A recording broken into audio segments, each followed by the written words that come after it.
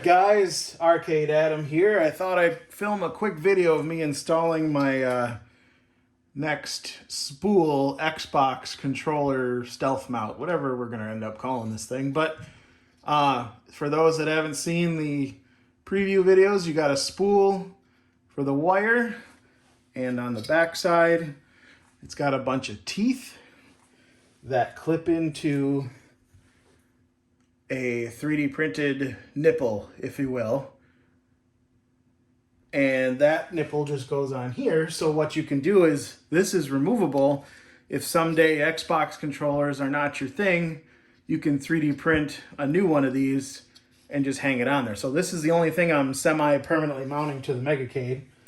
And then back to this guy for the construction, this Xbox holder, I don't know if you can see the circle part on camera, that's just friction fit in there.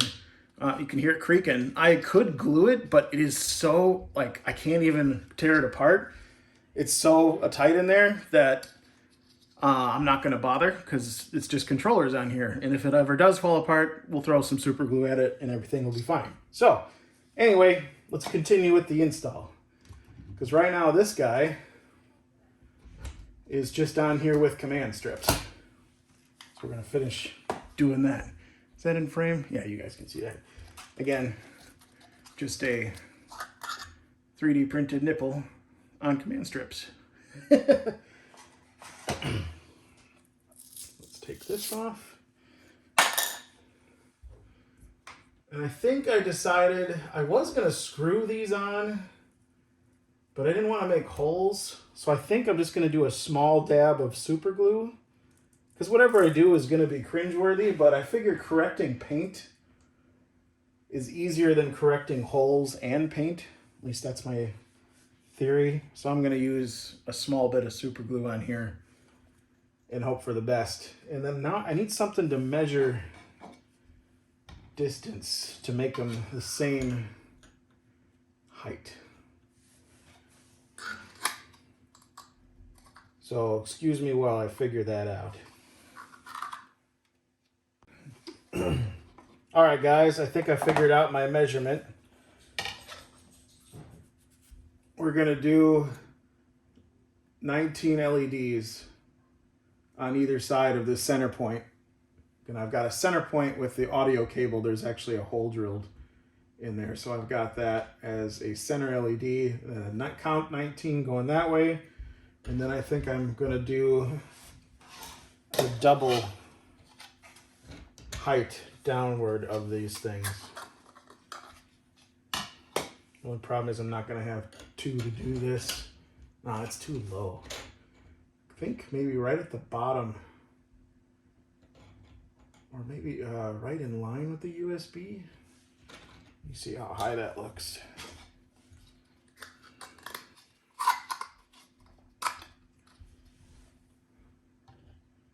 So that means it'll be about that high. No, it would be up here, so it's got to be that. Yeah, I think the height should be about even with the bottom of my USB ports. So that means that would be about there.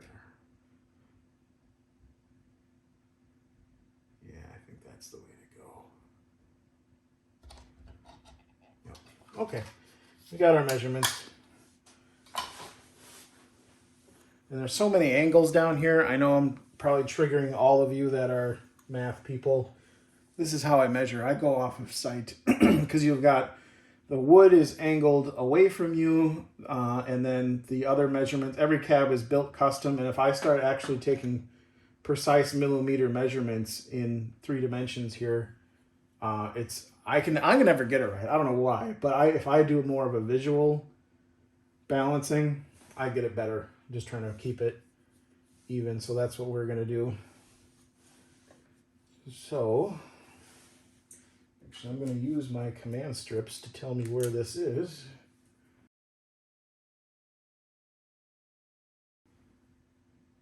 There we go. This will go about right there. So the top of this is in line with the USB.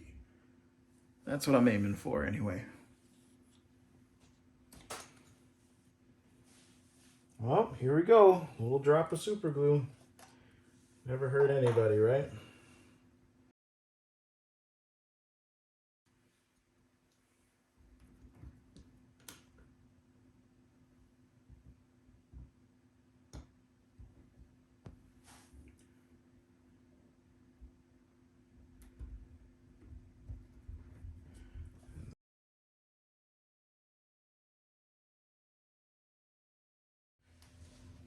That took way more fiddling around than it should have, but now we've got player 1 and 2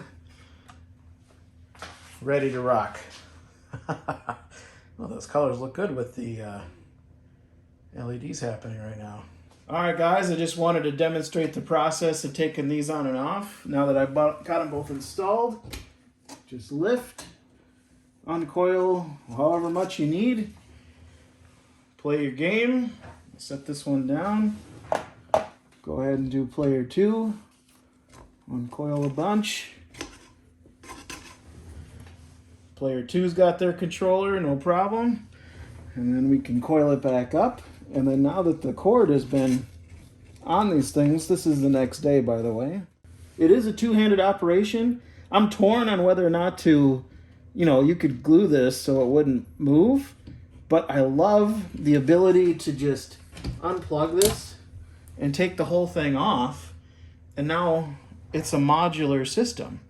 So I could do light guns down there, Wiimotes, whatever new controller of the week it is, and then you just toss it back on there and plug it in.